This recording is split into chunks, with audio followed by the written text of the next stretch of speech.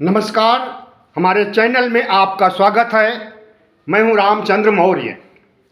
साथियों, अक्सर कहा जाता है कि अघोषित आपातकाल चल रहा है भारत में, लेकिन पिछले 3-4 दिनों से जो घटनाएं घटी हैं और घट रही हैं और घटेंगी, इसे देखते हुए वाकई याद आती है 1975 की इमरजेंसी की। वो घोषित इमरजेंसी थी, आज अघोषित इमरजेंसी है।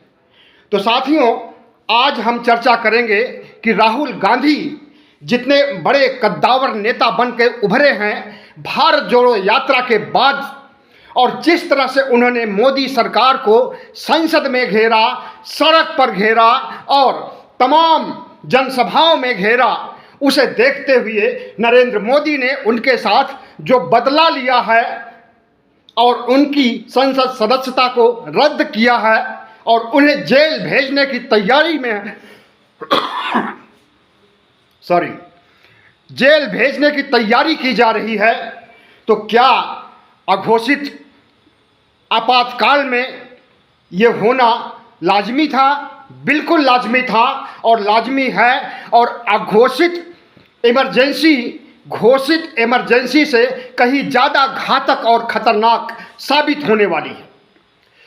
साथियों, 420 संविधान में, आईपीसी में एक धारा है जिसके अंतर्गत फर्जी काम, ठगी और गलत काम करने के लिए प्रावधान किया गया है सजा का। और यह 420 इतना प्रचलित हो गया है, मुहावरों में आ गया है, लोगों के जुबान पर आ गया है कि हर एक ठगी को, हर एक फर्जी काम करने वाले को 420 कहा जाता है। उसी 420 के तहत राहुल गांधी को फंसाया गया, राहुल गांधी के खिलाफ षड्यंत्र रचा गया और राहुल गांधी की सदस्यता रद्द की गई संसद की और उन्हें जेल भेजने की तैयारी की जा रही है। लेकिन साथियों, आप ध्यान दीजिएगा तो 420 एक और चीज़ के लिए मशहूर है, वो है 420 वोल्ट का करंट।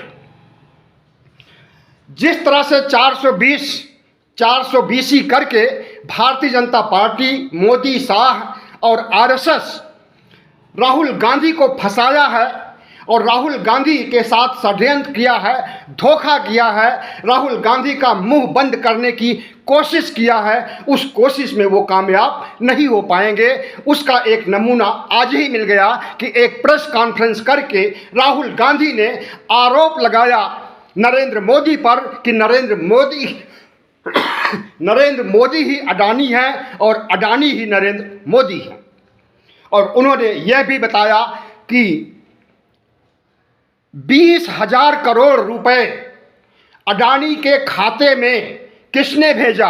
वह हवाला का पैसा था, मनी लॉन्ड्रिंग का पैसा था या किसी बड़े घोटाले का पैसा था? वो पैसा कहां से आया? और उन्होंने साबित किया कि वो पैसा नरेंद्र मोदी ने भेजा अडानी के अकाउंट में। अभी तक इसका खुलासा नहीं हुआ था, आज इसका भी खुलासा हो गया जब राहुल गांधी संसद से सड़क पर आ गए। और सड़क पर आने पर, जनता की अदालत में आने पर अब उनका कोई माइक नहीं बंद कर सकता है, उनके ऊपर उन्हें देशद्रोही कोई नहीं कह सकता है संसद में बैठ करके।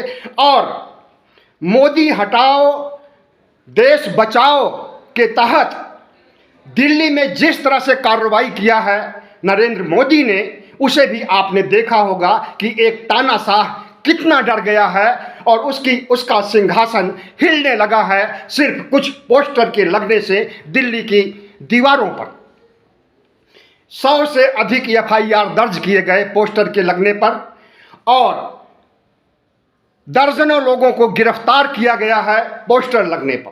पोस्टर लगाना, प्रधानमंत्री का सत्ता का विरोध करना लोकतंत्र में जनता का अधिकार है और इस अधिकार के हनन के लिए जिस तरह से नरेंद्र मोदी और उनकी पूरी बटालियन लगी हुई है लोगों का मुंह बंद करने के लिए और लोगों को जेल में ठूसने के लिए, उसे आप अच्छी तरह से देख रहे हैं। कर्नाटक का मामला था, 2019 में राहुल गांधी भाषण दे रहे थे, उसमें उन्होंने कुछ सवाल उठाया कि जितने भी मोदी हैं, नरेंद्र मोदी नीरव मोदी और तमाम मोदी, क्या मोदी ही भ्रष्टाचारी हैं? क्या मोदी ही चोर हैं? बस इसी पर कि मोदी, नरेंद्र मोदी को शामिल किया अडानी के साथ, नरेंद्र मोदी को बदनाम किया, नरेंद्र मोदी को उल्टा बुरा कहा, इसी वजह से उन्हें सूरत की कोर्ट में गुजरात में दंडित किया गया और उनकी संसद सदस्यता को रद्द कर दी गई। 2 साल की सज़ा भी मुकर्रर की गई है, लेकिन अभी 1 महीने का टाइम दिया गया है ताकि वे ऊंची अदालत में जा कर के अपने को पाक साफ सिद्ध कर सकें। लेकिन बात इतनी भर नहीं है। राहुल गांधी का कहना है कि हमें सिर्फ 2 साल के लिए नहीं, जिंदगी भर के लिए जेल में डाल दीजिए, हमें अयोग्य घोषित कर दीजिए जिंदगी भर के लिए, लेकिन हम जो संघर्ष कर रहे हैं वो संघर्ष करते रहेंगे और नरेंद्र मोदी अडानी का खुलासा करते रहेंगे, संघर्ष करते रहेंगे। इस देश की 140 करोड़ जनता हमारे साथ है। तो जिस तरह से राहुल गांधी ने नरेंद्र मोदी को ललकारा है संसद सदस्यता के जाने के बावजूद, हालांकि अब वे संसद में तो नहीं बोल सकेंगे, उन्हें 6 साल के लिए टर्मिनेट किया गया है संसद से, चुनाव भी नहीं लड़ सकते हैं, 2024 का भी चुनाव नहीं लड़ सकते हैं, 2029 का भी चुनाव नहीं लड़ सकते हैं। लेकिन अभी गंगा में पानी बहना बहुत कुछ बाकी है। वो पानी ये है कि जितनी प्रक्रियाएं राहुल गांधी की सदस्यता में को भंग करने के लिए, राहुल गांधी को जेल भेजने के लिए जो प्रक्रिया अपनाई गई है, उसके कानूनी पहलू अभी बाकी हैं, जिस पर कि विश्लेषण करेगा सुप्रीम कोर्ट, और अब यह मामला सुप्रीम कोर्ट पहुंच भी चुका है। तो बहुत उम्मीद की जा सकती है कि सुप्रीम कोर्ट आज का निष्पक्ष है। वाईडी चंद्रचूड़ की नज़रों में न कोई भारतीय जनता पार्टी, न कोई कांग्रेस, न कोई और अन्य दल, किसी का उनके ऊपर कोई असर या प्रभाव नहीं है। निष्पक्ष निर्णय होगा, और अगर निष्पक्ष निर्णय होता है तो दूध का दूध, पानी का पानी हो जाएगा। और जब सुप्रीम कोर्ट में मामला पहुंच गया है तो एक उम्मीद की जाती है कि लोकतंत्र का तीसरा स्तंभ न्यायपालिका और उसके प्रधान वाईडी चंद्रचूड़ न्याय करेंगे, और अगर न्याय करेंगे तो मोदी का अन्याय हार जाएगा और लोकतंत्र का न्याय जीत जाएगा। तो साथियों, जनता की अदालत में राहुल गांधी पहुंच चुके हैं और उनके ऊपर जितना जुल्म सितम मोदी सरकार ने किया है उसकी वजह भी है। खास वजह तो ये है कि हिंडनबर्ग की रिपोर्ट 24 जनवरी को आई थी, उसके बाद पूरे देश में हड़कंप मच गया, शेयर बाजार में गिरावट दर्ज की गई और लाखों करोड़ रुपए का नुकसान हुआ है इस देश का। LIC और SBI का जितना भी पैसा अडानी के शेयर में जाता था उस पर भी सवाल उठे, और नरेंद्र मोदी को घेरने के लिए कि नरेंद्र मोदी से अडानी का क्या रिश्ता है, इसे जताने के लिए राहुल गांधी ने जो संघर्ष किया संसद में, संसद के बाहर तमाम जनसभाओं में, वही रंग लाया और इसीलिए उनके साथ ऐसी घिनौनी कार्रवाई की गई। एक और रीजन है, दूसरा रीजन ये है कि RSS को भी घेरने में राहुल गांधी ने कभी कोताही नहीं बरती।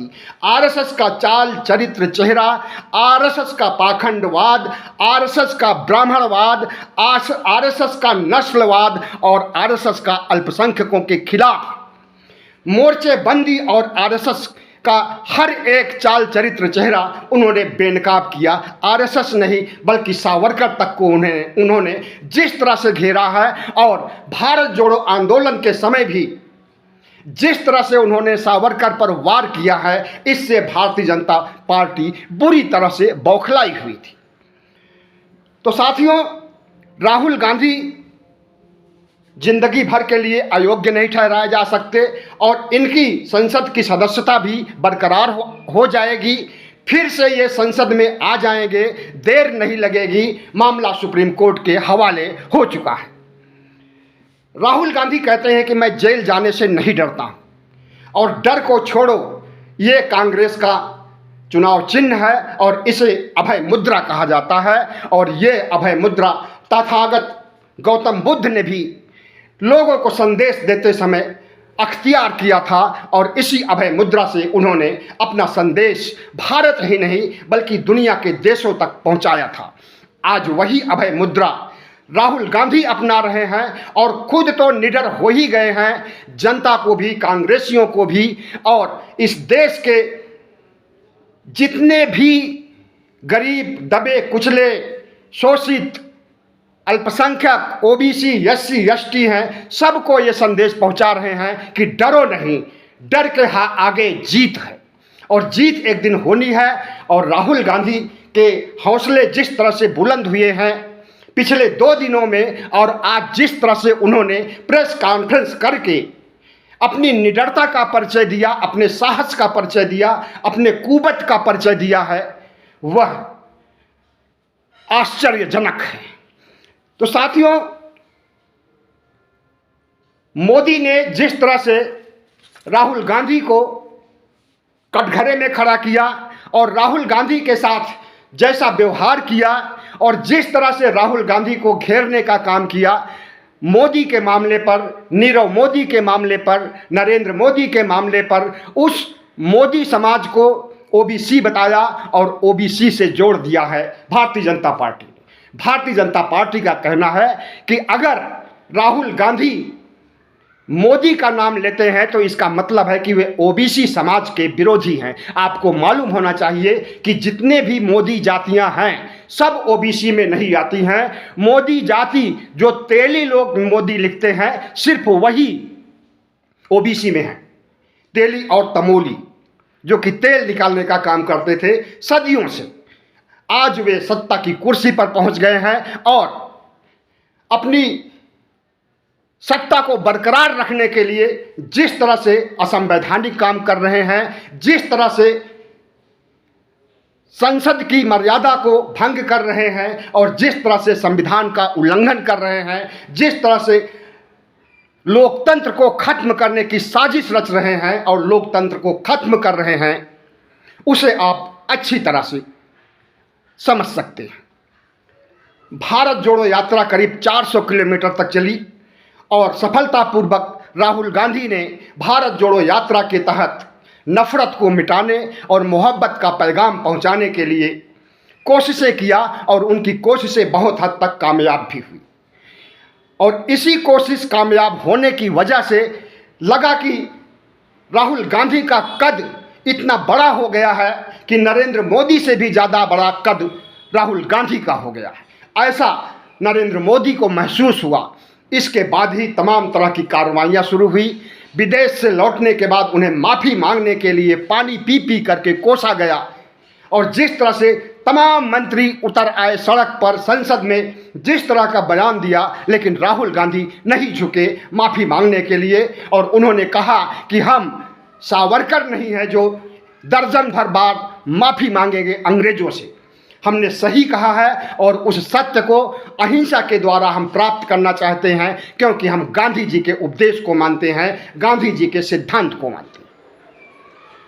तो साथियों, अब देखना है कि आगे क्या होता है, ऊंट किस करवट बैठता है, लोकतंत्र बचता है या मोदी और ज़्यादा हमलावर और खूंखार हो जाएंगे, और राहुल गांधी का क्या कदम होता है, कांग्रेस का क्या कदम होता है और इसका असर 2024 के लोकसभा चुनाव पर किस रूप में पड़ेगा। आपको मालूम होना चाहिए कि 2019 में जब प्रधानमंत्री नरेंद्र मोदी सत्ता में आए थे तो उन्हें 37% 37% वोट मिले थे और विपक्ष को 63%। अब बताइए आपकी 63 ज़्यादा है या 37? 37 एकजुट था, एक पार्टी का वोट था और 63 में पूरा विपक्ष बटा हुआ था। लेकिन वही विपक्ष जब इकट्ठा हो जाएगा, और इकट्ठा होने का काम किसी और ने नहीं किया, मोदी जी ने अवसर दिया है विपक्ष को इकट्ठा करने का काम। जब से राहुल गांधी की संसद सदस्यता को रद्द किया गया है और उन्हें जेल भेजने की तैयारी की गई है, उसके बाद पूरा विपक्ष एकजुट हो गया है और राहुल गांधी के साथ खड़ा हो गया है। इसके पहले नहीं खड़ा था। ममता दीदी अलग नाराज थी, केसीआर अलग, और भी जितने मुलायम सिंह के बेटे अखिलेश यादव अलग धुन आलाप रहे थे, अलग राग आलाप रहे थे। पूरा विपक्ष बटा हुआ था। कुछ ही समुदाय विपक्षियों का ऐसा था जो कि कांग्रेसियों के साथ था। लेकिन कल की घटना ने जिस तरह से विपक्ष को एकजुट कर दिया है, तो इससे 420 वोल्ट का करंट भारतीय जनता पार्टी को लगना लाजमी है। जो 420 करके उन्होंने राहुल गांधी को जेल भेजने का कुचक्र रचा, और भेज तो नहीं पाए हैं और भेज भी नहीं पाएंगे, लेकिन उनकी संसद सदस्यता को रद्द किया है। वही 420 ही अब 420 वोल्ट का करंट बनकर के दौड़ेगा भारतीय जनता पार्टी का खात्मा करने के लिए। तो 37% वोट और 63% वोट, 63% विपक्ष का, 37% मोदी का 2019 में, और 2024 में अब जो खेला होने जा रहा है उसका बहुत व्यापक असर पड़ेगा कल और आज की घटनाओं का। बहुत बहुत धन्यवाद। हमारे चैनल को सब्सक्राइब कीजिएगा, लाइक कीजिएगा और शेयर कीजिएगा।